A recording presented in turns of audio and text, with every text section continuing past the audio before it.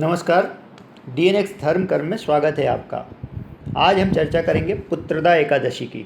श्रावण शुक्ल पक्ष में पड़ने वाली एकादशी को पुत्रदा एकादशी के नाम से जाना जाता है। डीएनएक्स एकादशी व्रत महिमा की श्रृंखला की अगली कड़ी पुत्रदा एकादशी। वैसे तो साल भर में पड़ने वाले 24 एकादशियों में से 2 एकादशी को पुत्रदा एकादशी के नाम से जाना जाता है। श्रावण शुक्ल पक्ष की एकादशी के अलावा पौष शुक्ल पक्ष की एकादशी को भी पुत्रदा एकादशी कहते हैं। नाम से ही आप समझ गए होंगे, पुत्रदा एकादशी अर्थात पुत्र प्राप्ति के लिए व्रत का विधान। आइए जाने आज पुत्रदा एकादशी की पौराणिक कथा।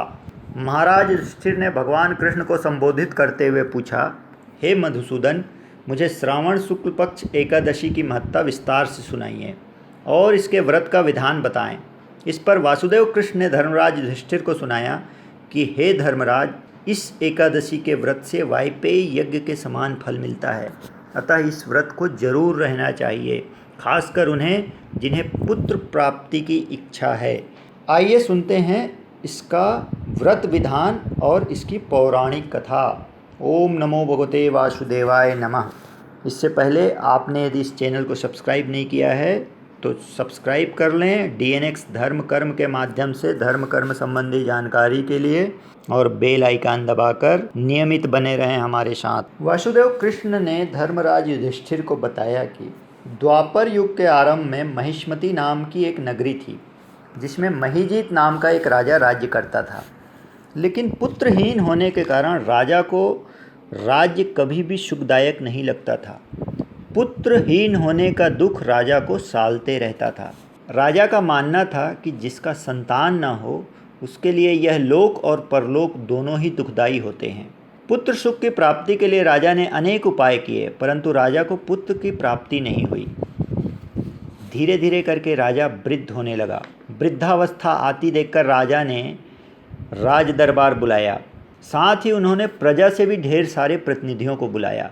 उन्होंने अपने प्रजा को सामने बुलाया। राजा बड़ा प्रजापालक था। राज दरबार में प्रजाजनों के समक्ष राजा ने कहा, हे प्रजाजनों, मेरे खजाने में अन्याय से उपार्जन किया हुआ धन नहीं है। मैंने आज तक सिर्फ न्याय और धार्मिक सिद्धांतों को मानते हुए धन अर्जित किया है। न मैंने कभी देवताओं का धन छीना, न ही कभी ब्राह्मणों को सताया। किसी दूसरे की धरोहर भी मैंने कभी नहीं ली। मैं हमेशा अपने प्रजा को पुत्र के समान पालता रहा। मैं अपराधियों को हमेशा दंड देता रहा। अपने बंधु बांधवों को भी अपराध में कभी क्षमा करने की दृष्टि से नहीं देखा, उन्हें दंड ही दिया। कभी किसी से मैंने घृणा नहीं की, सबको मैंने समान माना है। सज्जनों की मैंने सदा पूजा किया। इस प्रकार धर्मयुक्त राज्य करते हुए भी मेरा कोई पुत्र नहीं है। मुझे पुत्र सुख की प्राप्ति नहीं हुई। इस कारण मैं अत्यंत दुखी हूँ। इसका कारण मैं जानना चाहता हूँ। इसके कारण जानने में आप मुझे सहयोग करें। राजा महिजीत की इस बात को विचारने के लिए मंत्री तथा प्रजाजन के प्रतिनिधि चिंतित हुए। उन्होंने एक योजना बनाई और निकल पड़े वन में, राजा के इस दुरूह प्रश्न का उत्तर ढूंढने के लिए। प्रजाजन के प्रतिनिधि और मंत्रीगण वन को निकल गए। वहाँ उन्होंने बड़े बड़े मुनियों का दर्शन किया। वे वन में विचरते हुए अनेक मुनियों से मिले। ऐसे ही विचरते हुए उन्होंने एक आश्रम देखा और सारे लोग वहाँ चले गए। आश्रम में उन्होंने एक वयोवृद्ध धर्म के ज्ञाता को देखा, जो तपस्या में रत थे। तपस्यारत मुनि, धर्म के ज्ञाता, तपस्वी, परमात्मा में मन लगाए हुए, निराहार, जितेंद्रिय, जितात्मा, जीत क्रोध, सनातन धर्म के गूढ़ तत्व को जानने वाले, समस्त शास्त्रों के ज्ञाता महात्मा लोमश मुनि थे। प्रजाजन और मंत्रियों ने लोमश मुनि को देखकर उन्हें अपने राजा की पीड़ा बताई। महिजीत राज्य के प्रजा प्रतिनिधि और मंत्रीगण लोमश ऋषि के समक्ष जाकर बैठ गए। सभी ने ऋषि को प्रणाम किया। उन लोगों को देखकर ऋषि ने पूछा कि आप किस कारण आए हैं। निसंदेह मैं आप लोगों का हित करूंगा। मेरा जन्म केवल दूसरों के उपकार के लिए हुआ है, इसमें आप संदेह मत करिए और अपनी पीड़ा मुझे बताएं। लोमश ऋषि का ऐसे वचन सुनकर मंत्रीगण ने उन्हें बताया, हे महर्षि, आप हमारी बात जानने में ब्रह्मा से भी अधिक समर्थ हैं, अतः आप हमारे संदेह को दूर कीजिए। महिष्मतिपुरी का धर्मात्मा राजा महिजीत प्रजा का पुत्र के समान पालन करता है, फिर भी वह पुत्रहीन है। इसका कारण क्या है? इस दुख का कारण क्या है? आप हमें इस दुख का कारण बताएं और इस दुख को दूर कर इसका निवारण भी बताएं ताकि राजा को पुत्र की प्राप्ति हो सके। उनकी यह बात सुनकर ऋषि ने थोड़ी देर के लिए नेत्र बंद किया। ऋषि ने नेत्र बंद करते ही राजा के पूर्व जन्म का वृत्तांत जान लिया। त्रिकालदर्शी ऋषि ने तुरंत ही जान लिया कि राजा पूर्व जन्म में क्या था और उनका कर्म क्या था। उसके कर्म के आधार पर ऋषि ने प्रजाजनों को बताया कि पूर्व जन्म में यह राजा एक निर्धन वैश्य था। निर्धन होने के कारण इसने अनेक बुरे कर्म किए। यह राजा एक गांव से दूसरे गांव व्यापार करने जाया करता था। पूर्व जन्म में यह ज्येष्ठ मास के शुक्ल पक्ष की द्वादशी के दिन मध्याह्न के समय एक बार भूख प्यास महसूस होने पर जलाशय के समीप गया जल पीने के लिए।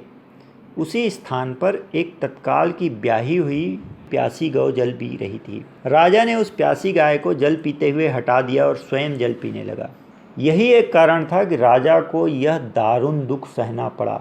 जल पीते हुए गौ को हटाकर स्वयं जल लेने का पाप राजा को भुगतना पड़ा। वह तिथि थी एकादशी का दिन। चूंकि राजा भूखा था इसलिए अगले जन्म में वह राजा हुआ, लेकिन प्यासी गौ को चूंकि हटाया था उसने, इस कारण उसे पुत्र वियोग का दुख सहना पड़ा। ऐसा सुनकर सभी लोग ऋषि के चरणों में गिर पड़े और उन्होंने ऋषि से अनुरोध किया, हे ऋषि, शास्त्रों में पापों का प्रायश्चित भी लिखा है, अतः आप हमें बताइए कि राजा किस प्रकार अपने पाप का प्रायश्चित करके इस दुख से मुक्त हों। आप ऐसा कोई उपाय हमें बताइए। लोमश ऋषि ने प्रजाजनों और मंत्रियों को बताया कि श्रावण शुक्ल पक्ष की एकादशी को, जिसे पुत्रदा एकादशी भी कहा जाता है, तुम सब लोग व्रत करो।